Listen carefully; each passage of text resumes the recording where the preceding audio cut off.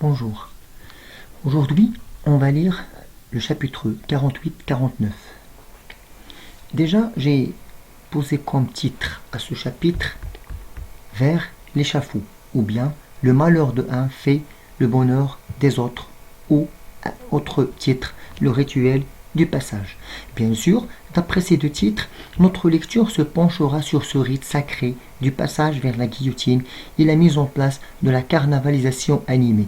Oui, animée parce que donc l'abondance des vers de mouvement, l'abondance des cris, l'abondance des sentiments de joie et d'enthousiasme de cette foule qui s'attend à l'exécution.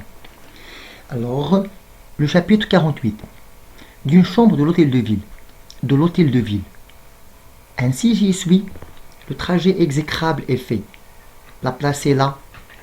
Et au-dessus de la fenêtre, l'horrible peuple qui aboie et m'attend et rit. Bien sûr, ce paragraphe, il faut mettre l'accent sur trois choses. D'abord le lieu, l'hôtel de ville répété 3 fois comme titre. Et bien sûr, deuxième reprise. Et la troisième reprise, c'est une reprise grammaticale. Deuxième donc élément sur lequel nous devons insister, le trajet. Un trajet mortel, un trajet fatal, un trajet inéluctable, irrévocable et fait. Un chemin raccourci, un chemin vite fait. Et enfin, le poids du peuple, regardez, le peuple, sans exception, le peuple qui aboie. Bien sûr, si on vous demande sur cette figure de style, ce n'est qu'une métaphore qui réduit, qui rabaisse le peuple au rang des bêtes, je dirais même d'hyènes qui commencent à aboyer pour se préparer à leur proie, le condamné. Les rires, la joie, l'attente, tout cela accentue la situation pathétique, dire tragique du narrateur. J'ai beau me roidir, beau me crisper, le cœur m'a failli, quand j'ai vu au-dessus des têtes ces deux bras rouges avec leur triangle noir au bout, dressés entre les deux lanternes du quai, le cœur m'a failli. J'ai demandé à faire une dernière déclaration. On m'a déposé ici, et l'on est allé chercher quelques procureurs du roi. Je l'attends, c'est toujours cela de gagner. Bien sûr, ce paragraphe est riche, très riche. Regardez, la première, c'est une subordonnée donc circonstancielle d'opposition. Il a essayé de tout faire pour devenir rude, roide, mais malheureusement, le cœur lui avait failli. Pourquoi? Il avait vu une chose sinistre. Il avait vu cette chose. Rappelez-vous le chapitre 27-28. Ces deux bras rouges avec leur triangle. Ces deux bras rouges avec leur triangle. Bien sûr, la machine, la guillotine. Donc, le médecin de malheur qui avait inventé la chose. Donc, leur triangle noir au bout, dressé entre les deux lanternes. Et, bien sûr, la déclaration qu'il veut faire. Alors là, mes chers élèves, il faut faire attention. Comment peut-on interpréter cette déclaration? Pourquoi veut-il faire cette déclaration? Pour modifier son testament?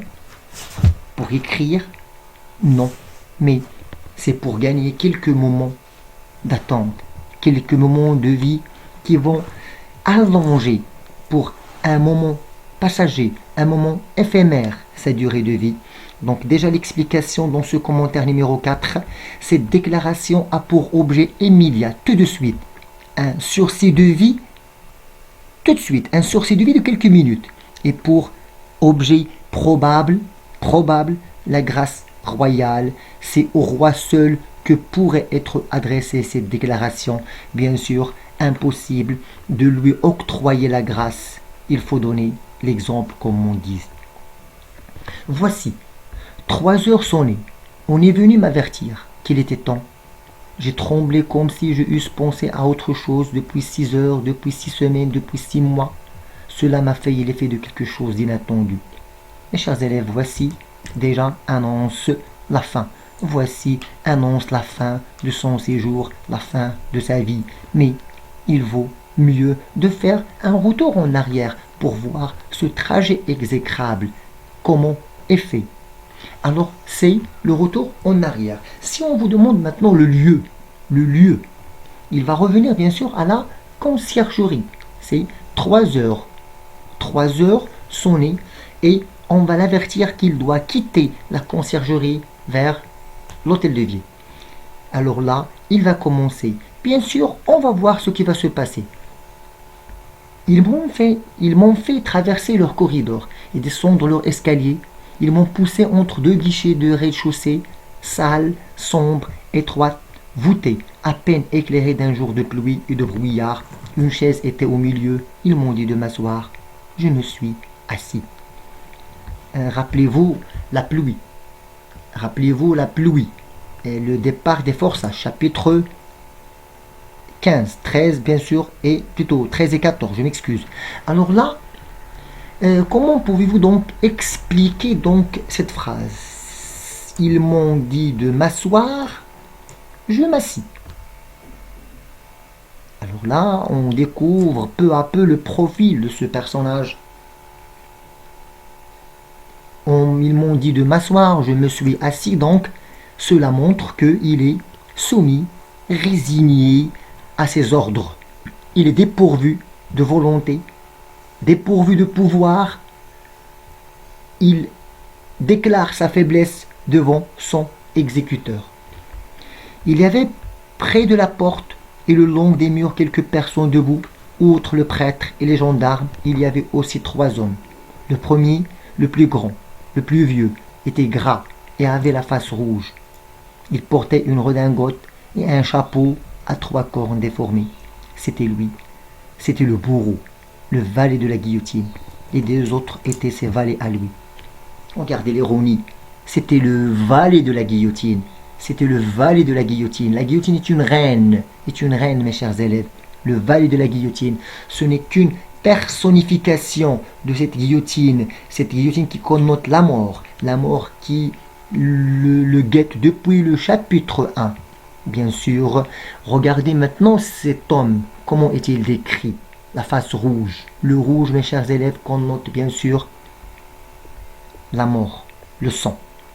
À peine assis, les 2 autres se sont approchés de moi par derrière comme des chats.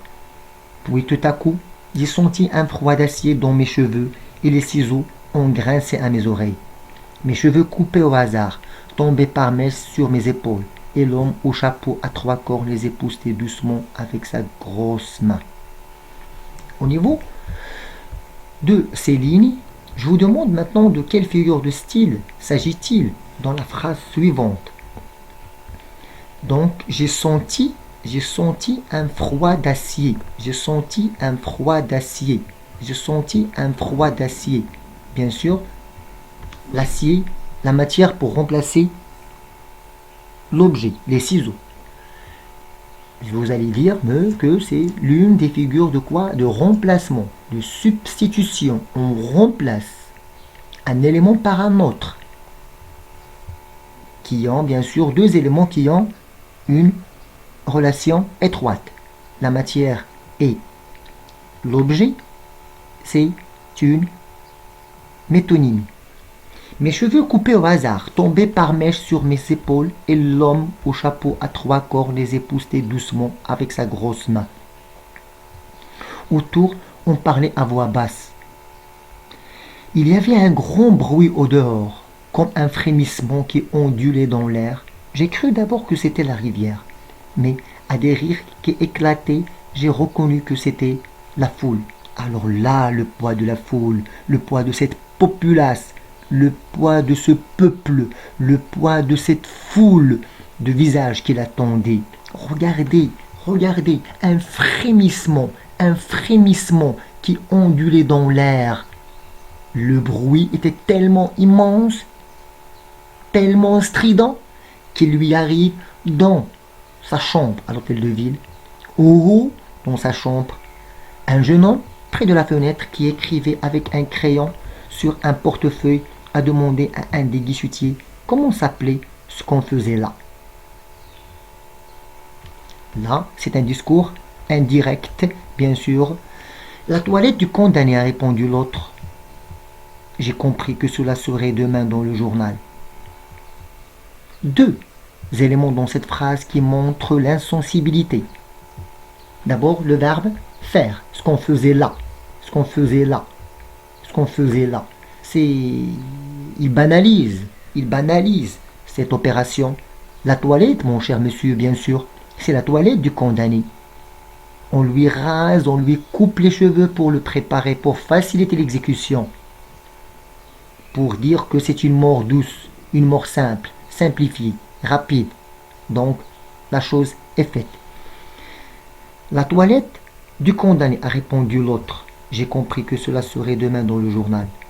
Tout à coup, l'un des valets m'a enlevé ma veste et l'autre a pris mes deux mains qui pendaient, les a ramenées derrière mon dos et j'ai senti les nœuds d'une corde se rouler lentement autour de mes poignets rapprochés.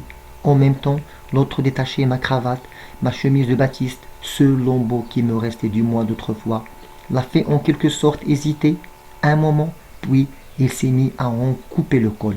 Mes chers élèves, regardez une certaine distanciation entre le mois d'aujourd'hui et le mois d'autrefois. Une distanciation par l'existence de ce mois d'autrefois, le mois libre, le mois heureux. Rappelez-vous le chapitre 1, le mois d'autrefois, un mois libre. Il garde encore un autre souvenir de ce mois, sa chemise de batiste, un autre signe qui montre qu'il est probablement bourgeois. À cette précaution horrible, au saisissement de l'acier qui touchait mon cou, mes coudes ont tressailli et j'ai laissé échapper un rugissement étouffé. Encore une figure de style. Le saisissement de l'acier, c'est une, bien sûr, métonymie. La main de l'exécuteur a tremblé. Monsieur, m'a-t-il dit, pardon, est-ce que je vous ai fait mal? Ces bourreaux sont des hommes très doux. Alors là, je vais m'arrêter. Et là, le guillotineur, mes chers élèves, présente un caractère paradoxal. Donc le guillotineur est un personnage oxymorique. Pourquoi? C'est lui qui serait chargé de son exécution. Et en même temps, il se montre doux envers lui pendant cette opération. La réponse est plus ironique encore. Ces bourreaux sont des hommes très doux. Ces bourreaux sont des hommes très doux. Donc, une tragicomédie textuelle du sujet, du narrateur victime et du bourreau. Là, cette antiphrase met l'accent sur cette tragicomédie que vit le narrateur. Oui, effectivement, pour lui, ce sont des hommes très doux. Mais malheureusement, ils ne le seront plus dans quelques minutes. La foule, toujours la foule, toujours la foule. La foule hurlait plus haut au dehors. Le grand homme au visage bourgeonné m'a offert à respirer un mouchoir imbibé de vinaigre. Merci, lui ai-je dit de la voix la plus forte que j'ai pu. C'est inutile, je me trouve bien. Je dirais ici une fausse apparence. Alors l'un d'eux s'est baissé et m'a lié les deux pieds au moyen d'une corde fine et lâchée qui ne me laissait à faire que de petits pas. Cette corde est venue se rattacher à celle de mes mains. Puis le gros homme a jeté la veste sur mon dos et a noué les manches ensemble sous mon menton. Ce qu'il y avait à faire là était fait. Alors le prêtre s'est approché avec son crucifix. L'opération est finie. Allons mon fils, m'a-t-il dit. Les valets m'ont pris sous les aisselles. Je me suis levé et j'ai marché. Mes pas étaient mous et fléchissaient comme si j'avais eu deux genoux à chaque jambe. Donc situation pathétique. Il ne pouvait plus marcher, malheureusement. En ce moment-là, la porte extérieure s'est ouverte à deux battants. Alors, à partir, mes chers élèves, de ce chapitre, on va assister à une mise à mort symbolique et cruelle. Le poids de la foule, le caractère spectaculaire, donc la carnavalisation de l'exécution qui commence bien sûr par le trajet. En ce moment, la porte extérieure s'est ouverte à deux battants. Une clameur furieuse et l'air froid et la lumière blanche ont fait éruption jusqu'à moi dans l'ombre, du fond du sombre guichet. J'ai vu brusquement tout à fois À travers la pluie, les 1000 têtes hurlantes du peuple entassaient pêle-mêle sur la rampe du grand escalier du palais. À droite, de plein pied avec le seuil, un rang de chevaux de gendarmes, dont la porte basse ne me découvrait que les pieds de devant et les poitrails en face. Un détachement de soldats en bataille, à gauche, l'arrière d'une charrette auquel s'appuyait une roide échelle. Tableau hideux, bien encadré dans une porte de prison. Chers élèves, une pause narrative pour nous décrire ce qu'il voit, ce qu'il entend. Ce qu'il voit est hideux. Ce qu'il écoute, ce qu'il entend plutôt, ce qu'il entend, les cris, les hurlements de ces 1000 têtes qui hurlent, de ce peuple entassé pêle-mêle. Il finit par une métaphore, tableau hideux, donc de ce qu'il attend. Les 1000 têtes, bien sûr, c'est une métonymie. On peut dire aussi qu'il s'agit d'une hyperbole. C'est pour ce moment redouté que j'avais gardé mon courage. J'ai fait 3 pas et j'ai paru sur le seuil du guichet. Le voilà, a crié la foule. Il sort enfin. Alors là, cette phrase est significative. Regardez comment on peut l'interpréter. L'emploi de l'adverbe enfin souligne cette longue attente, pour ainsi dire l'engouement sanguinaire et morbide du peuple pour les scènes d'exécution. Il attendait depuis longtemps son arrivée et sa sortie. Alors, on va continuer. Et les plus près de moi battaient des mains, si fort qu'on aime un roi. Ça serait moins de fête. Encore. Le corps du condamné est privé, angoissé. Ce corps, angoissé, livré à sa souffrance, sera également et paradoxalement un corps public. Pourquoi un corps public, mes chers élèves? Il est exhibé, promené dans la collectivité, livré à l'enthousiasme de la foule. C'est l'objet. Donc c'est l'acteur principal de cette scène. C'est une charrette ordinaire avec un cheval éthique et un charretier en sarrau bleu à dessins rouges comme ceux des maraîchers des environs de Bicêtre. Le gros homme en chapeau à 3 cornes est monté le premier. « Bonjour, monsieur Samson !» criaient les enfants pendus à des grilles. Un valet l'a suivi. « Bravo, Mardi !» ont crié de nouveau les enfants. Les enfants, il insiste sur les enfants. Mes chers élèves, les enfants sont habitués à ce spectacle. Ils connaissent parfaitement ces 2 personnages, le bourreau et son valet. Cela montre quoi? Que ce peuple, y compris les enfants, n'ont aucun sentiment envers le narrateur. Rappelez-vous la préface. Victor Hugo a dit que ces exécutions, au lieu de sensibiliser le peuple, ils ruinent en lui toute sensibilité. Cette exécution démoralise le peuple. En effet, ces enfants qui vont grandir dans ce climat d'exécution, imaginez comment seraient-ils plutôt. Ils se sont assis tous deux sur la banquette de devant. C'était mon tour. J'ai monté d'une allure assez ferme. « Il va bien !» a dit une femme à côté des gendarmes. « Il va bien ! Cette phrase exclamative montre que le narrateur est jugé, mes chers élèves, physiquement ou moralement. Bien sûr, c'est physiquement. Rappelez-vous, le chapitre 5, on lui a enlevé la fourchette, point de couteau, la camisole de force paralysa mes bras. On répondait pour ma vie. On répondait de ma vie. Cet atroce éloge m'a donné du courage. Le prêtre est venu se placer auprès de moi. On m'avait assis sur la banquette de derrière, le dos tourné au cheval. Cet atroce éloge, oxymore. sur la banquette de la derrière, le dos tourné au cheval. J'ai frémi de cette dernière attention.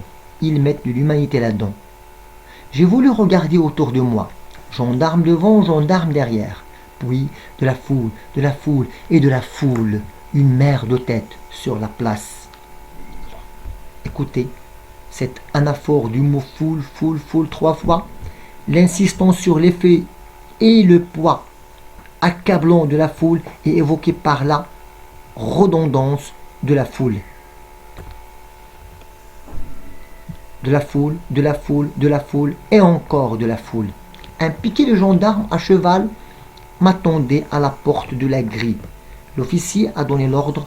La charrette de son cortège se sont mis en mouvement qu'on poussait en avant par un hurlement de la populace. La populace, un autre modalisateur défavorable. Un autre modalisateur défavorable. As, paperasse. Carcasse, traînasse. Rappelez-vous, traînasser. La description péjorative de Honoré de Balzac. La description balzacienne. On a franchi la grille. Au moment où la charrette a tourné vers le pont au change, la place a éclaté en bruit. La place a éclaté en bruit. La place a éclaté en bruit. Je répète, la place a éclaté en bruit. Là, mes chers élèves, ce n'est que la foule qui a éclaté en bruit. Donc, c'est une synecdoque pour dire la foule a éclaté en bruit et pour aussi dire c'est une personnification autrement. Du pavé au toit et les ponts et les quais ont répondu à faire un tremblement de terre. Alors là, dans la macrostructure de la phrase, bien sûr, c'est une hyperbole. Le pavé, la place, les ponts, les quais ont répondu, tout le monde criait au point de faire un tremblement de terre. Alors bien sûr, pour passer de la conciergerie vers l'hôtel de ville, le pont, le quai, enfin bien sûr de ce chapitre, vous allez trouver donc je vous ai tracé les chemins que le narrateur avait passés. C'est là, je continue, c'est là que le piquet qui attendait s'est rallié à l'escorte. Chapeau bas, criaient 1000 bouches ensemble comme pour le roi. Chapeau bas, criaient 1000 bouches encore pour le roi. 1000 bouches, bien sûr, la foule. Alors, j'ai eu horriblement aussi, moi, et j'ai dit aux prêtres, eux les chapeaux, moi la tête. L'ironie dans cette phrase est montre, bien sûr, cette ironie montre une chose, c'est que eux, ils sont très heureux de cette situation, alors que le narrateur, bien sûr, se trouve dans une situation tragique. Eux les chapeaux, moi la tête, bien sûr, la guillotine. On allait au pas.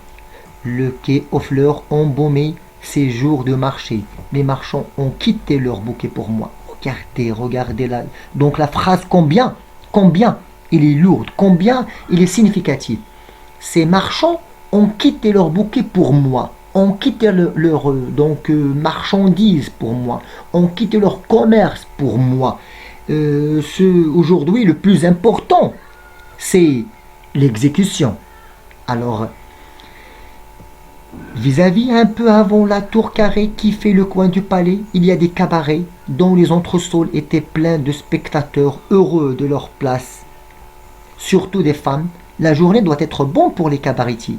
Alors, la métaphore marchand de son humain provoque la notion que le public exploite la peine de mort et par extension le meurtre pour leur propre gain économique, renforçant l'absurdité et l'immoralité de la peine capitale. Bien sûr, ils vont commencer à louer des tables et des chaises. On louait des tables et donc des chaises, des échafauds, des charrettes, tout plis de spectateurs, des marchands de son humain. C'est une métaphore. Ce peuple, ces commerçants, ce ne sont que des marchands de son humain, créés à tue-tête. Qui veut des places? Une rage m'a pris contre ce peuple. J'ai eu envie de leur crier. Qui veut la mienne? Un échange de places. Il propose un échange de places. Cependant, la charrette avançait à chaque pas qu'il faisait. La foule la présence de la foule qui attise la torture supportée par le narrateur. La foule se démolissait derrière elle. Derrière elle, donc elle, c'est une reprise grammaticale qui remplace la charrette. Et je la voyais. Je voyais quoi? Je voyais la foule. Je la voyais de mes yeux égarés qui s'allait reformer plus loin sur d'autres points de mon passage. En entrant sur le pont au change, j'ai par hasard jeté les yeux à ma droite, en arrière. Mon regard s'est arrêté sur l'autre quai, au-dessus des maisons, à une tour noire isolée, hérissée de sculptures, au sommet de laquelle je voyais deux monstres de pierre assis de profil. Je ne sais pourquoi j'ai demandé au prêtre ce que c'était cette tour. Saint-Jacques-la-Boucherie, a répondu le bourreau. Mes chers élèves, Saint-Jacques-la-Boucherie, c'est une église. J'ignore comment cela se faisait. Dans la brume, et malgré la pluie fine, toujours la pluie, rappelez-vous le départ des forçats, malgré la pluie fine et blanche qui rayait l'air comme un réseau de fils d'araignée, rien de ce qui se passait autour de moi ne m'a échappé. Chacun de ces détails m'apportait sa torture. Les mots manquent aux émotions. Les mots manquent aux émotions. Ils n'arrivent pas à décrire ces sentiments. Il est en train d'écrire, de dévoiler, de se confesser pour lui. Rappelez-vous le chapitre 6, la plume, le papier et l'encre ont remplacé le rôle du prêtre. Donc ce journal, ces mots, ce papier pour lui, donc un exutoire, donc pour se confesser et se calmer. Vers le milieu de ce pont au change, si large et si encombré que nous cheminions à grand-peine, l'horreur m'a pris violemment. J'ai craint de faillir derrière vanité. Alors je me suis étourdi moi-même pour être aveugle et pour être sourd à tout. Excepté au prêtre, j'entendais à peine les paroles, entrecoupées de rumeurs. J'ai pris le crucifix et je l'ai baisé. Ayez pitié de moi, et je dis à mon Dieu. Là, le condamné, dans un mouvement de désespoir, tente de lâcher prise et de s'en remettre à Dieu. J'ai tâché de m'abîmer dans cette pensée, de retour à son Dieu. Mais chaque chaos de la dure charrette me secouait. Puis tout à coup, je me suis senti un grand froid. La pluie avait traversé mes vêtements et mouillé la peau de ma tête à travers mes cheveux coupés et courts. « Vous tremblez de froid, mon fils ?» m'a demandé le prêtre. « Oui. » ai-je répondu. « Hélas, pas seulement de froid. Mes chers élèves, bien sûr, il tremble de quoi? Il tremble de terreur, de peur. Au détour du pont, des femmes m'ont plaint d'être si jeune. » Alors là, la phrase qui montre qu'il est jugé physiquement. La jeunesse. La jeunesse. Si on vous demande pourquoi Victor Hugo insiste sur ce profil, pourquoi insister sur le caractère jeune, sur sa jeunesse, un autre profil, un autre élément qui s'ajoute à son profil. Bien sûr, Victor Hugo toujours attaque cette théorie de l'exemple.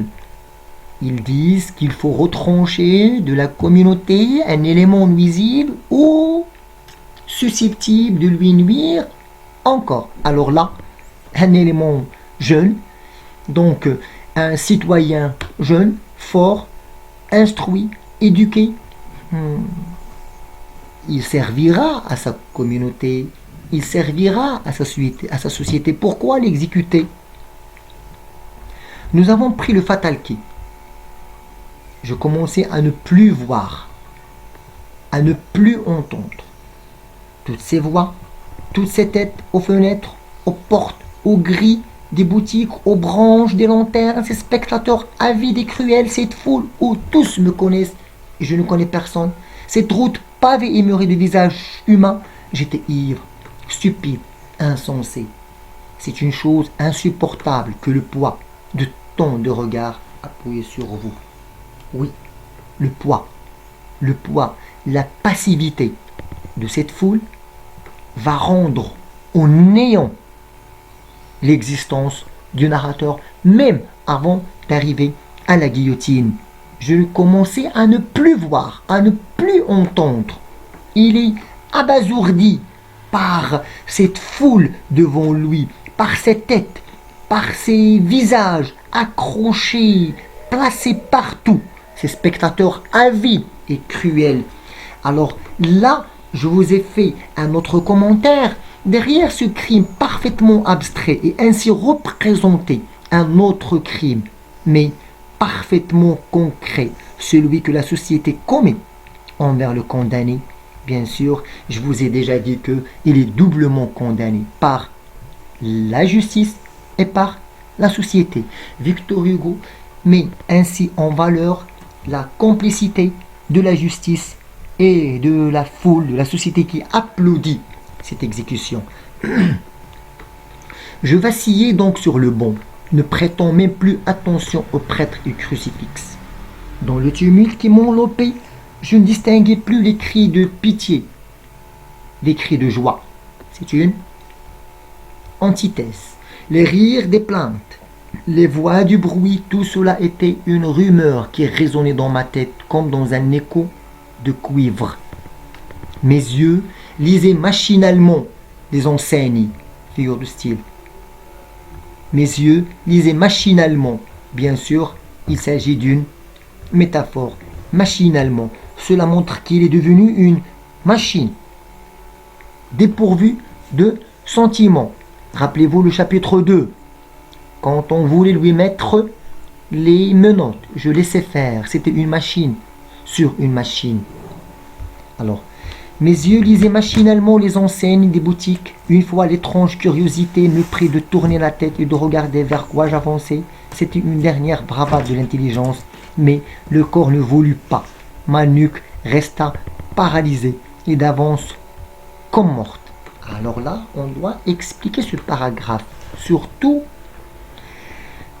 un contraste entre deux gestes, entre cette bravade, cette intelligence qui est brave, qui montre une certaine bravoure et le pousse à tourner la tête et de voir sa destination, et le corps qui refuse d'obéir à son intelligence.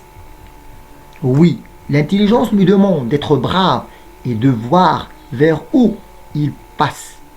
L'exécution. Le corps, lui, ne veut pas.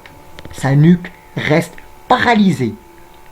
Donc il y a un contraste, une incompatibilité entre l'intelligence et son corps. J'entrevis seulement de côté à ma gauche, au-delà de la rivière, la tour de Notre-Dame, qui, vue de là, cache l'autre. C'est celle où est le drapeau. Il y avait beaucoup de monde et qui devait bien voir. Mes chers élèves, un petit retour en arrière. Rappelez-vous le chapitre 22. Après avoir quitté Bicêtre, deux idées ont tourmenté son esprit.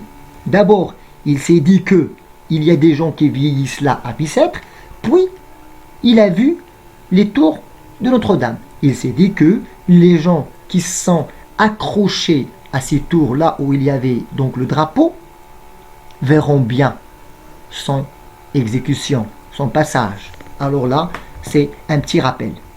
Et la charrette allait, et les boutiques passaient, et les enseignes se succédaient, écrits, peints, dorés, et la populace riait et trépignait dans la boue, et je me laissais aller, comme à leur rêve, ceux qui sont endormis. Alors, comment peut-on interpréter ce paragraphe? Donc, la succession de ces adjectifs, la rapidité, le rythme accéléré de la phrase, on peut dire que il y a un rétrécissement de l'espace qui mène vers la guillotine.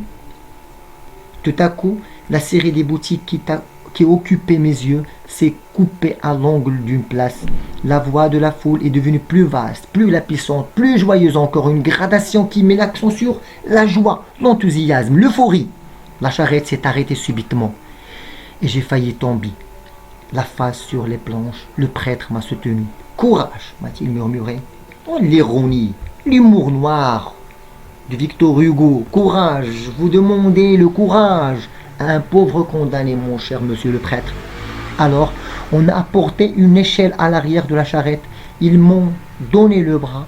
Je suis descendu, puis j'ai fait un pas, puis je me suis retourné pour en faire un autre et j'en ai pu. Entre les deux lanternes du quai, j'avais vu une chose sinistre. Qu'est-ce qu'il avait vu, mes chers élèves? La guillotine. La guillotine, cette vue, cette chose sinistre devant ses yeux, l'a dissuadé de faire le deuxième pas pour descendre de la charrette. Malheureusement, mon cher monsieur, tu dois descendre. Oh, c'était la réalité. De quelle réalité parle-t-il? Bien sûr, c'est la guillotine. Je me suis arrêté, comme chancelant déjà du coup. Je me suis arrêté, comme déjà chancelant. Il commence à se balancer. Déjà du coup, le coup de la hache, de la guillotine. J'ai une dernière déclaration à faire. Et j'ai crié faiblement. On m'a monté ici. J'ai demandé qu'on me laisse écrire mes dernières volontés. Ils m'ont délié les mains, mais la corde est ici, tout prête. Et le reste est en bas. Mes chers élèves, alors là, ces dernières phrases, le retour à la première situation initiale de ce chapitre. Le lieu, bien sûr, c'est l'hôtel de ville, une chambre de l'hôtel de ville. Alors, donc la déclaration, pourquoi toujours cette déclaration? C'est pour gagner un peu de temps. Alors le dernier commentaire, attention pour ce chapitre, tout compte fait, l'intensité du dernier voyage du condamné réside dans la vivacité et la tragédie de son témoignage. Les perceptions dichotomiques entre le narrateur et la foule, le contraste entre les gestes, les sentiments de la foule et les sentiments, bien sûr, et les gestes du condamné. Ces caractéristiques aident à une mise à mort cruelle. La finalité est donc claire. La condamnation de peine de mort de manière implicite. Oui, Victor Hugo condamne d'une manière implicite cette mise à mort. L'échec de l'efficacité symbolique, bien sûr, de l'exemple et la carnavalisation et la théâtralisation. Ici, mes chers élèves, ce n'est que un parcours du prisonnier. Bien sûr, il commence par la conciergerie, le rez-de-chaussée de la conciergerie, le portail de la conciergerie, puis la charrette, vers le pont au change, le quai aux fleurs. Alors, c'est là où il a rencontré ses marchands, le pont au change, l'église de Saint-Jacques-la-Boucherie et une chambre de l'hôtel de ville. Et enfin, la place de grève qui n'est pas mentionnée comme lieu. Alors là, c'est ce qui est intéressant pour le chapitre 48. Maintenant, passons au chapitre 49, le dernier chapitre. Bien sûr, c'est l'ultime espoir, c'est l'espoir d'une grâce, cette grâce qui ne pourrait en aucun cas venir. L'exemple, comme ils disent. Un juge, un commissaire, un magistrat, je ne sais de quelle espèce, vient de venir. Je lui ai demandé ma grâce en joignant les deux mains et en me traînant sur les deux genoux. Il m'a répondu en souriant fatalement, si c'est là tout ce que j'avais à lui dire. Mes chers élèves, un contraste, une opposition, deux gestes antithétiques, un geste pathétique du narrateur. Regardez comment il demande sa grâce et la réponse et la moquerie et l'ironie de ce gendarme, de ce monsieur, de ce commissaire, de ce magistrat. L'humour noir toujours se présente. Ma grâce, et je répétais, ou par pitié, 5 minutes encore. Soit la grâce, soit 5 minutes. Soit la grâce, soit 5 minutes. Qui sait? Il viendra peut-être, elle viendra peut-être, ça veut dire la grâce, une reprise grammaticale, il viendra peut-être un autre modalisateur qui marque l'espoir, il s'attend toujours à cette grâce.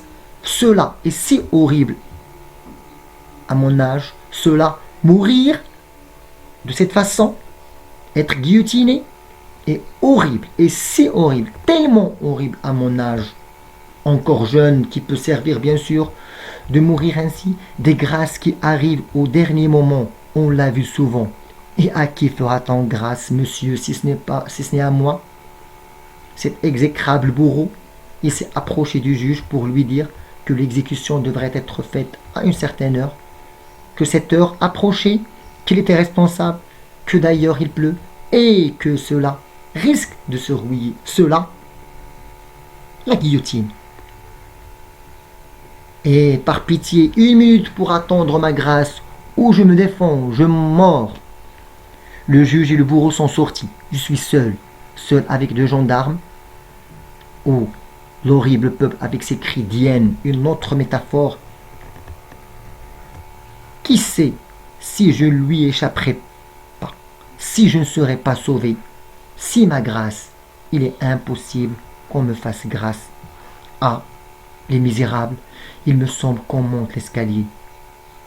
Alors, bien sûr, vous avez quelques commentaires concernant, bien sûr, ce chapitre, un chapitre qui va marquer la fin de ce journal intime, de ce journal de souffrance. Rappelez-vous, rappelez-vous, cette histoire nécessairement inachevée, mais aussi complète au niveau de ses sensations, au niveau de ses sentiments, cette leçon qu'il veut faire passer à ses juges, malgré que son texte soit inachevé. Alors, cette grâce, mes chers élèves, est une voie illusoire, est une voie mensongère, est un faux espoir à laquelle recourt le condamné, met en évidence l'impossible résignation à la mort sous l'échafaud et l'arbitraire du mouvement de grâce. Attention, il ne veut pas mourir. C'est impossible de se résigner à la mort. Impossible de dire oui à la mort de cette façon. Il espère la grâce. Il attend la grâce. 4 heures, mes chers élèves, c'est cette phrase lapidaire, bref, que s'achève brutalement le récit. Le narrateur n'a plus rien à attendre. Il ne sera pas gracié. Et bientôt, il ne sera plus. Et bien sûr, la pluie, rappelez-vous la pluie qui durera plus que lui. La brutalité de la formule finale n'a d'égal que la violence de la mort à venir. Et avant de finir, j'ai laissé ce petit titre, mes excuses, avant la mise en bière, donc, la mise en texte. J'espère être très clair. Mes excuses parce que c'est fatigant de lire dans de telles conditions, un peu l'esprit engourdi par cette maladie qui envahit le monde, dans des conditions défavorables de travail, mais j'espère être clair, j'espère être donc serviable. Si vous avez quelques questions, je suis à votre service, donc sur WhatsApp.